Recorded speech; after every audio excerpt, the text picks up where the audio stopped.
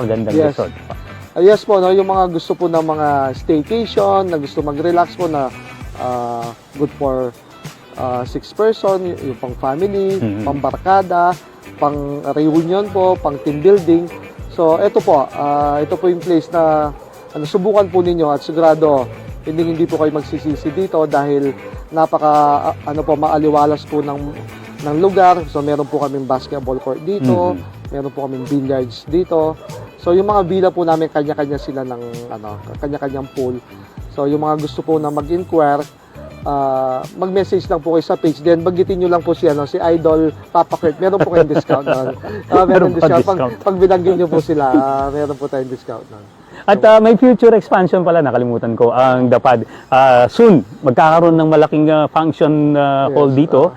At mag-e-expand po, mas maraming mga villa pang may dadagdag dito sa mga susunod na panahon. Abangan po namin Yes, yan. yes, Papa Kurt.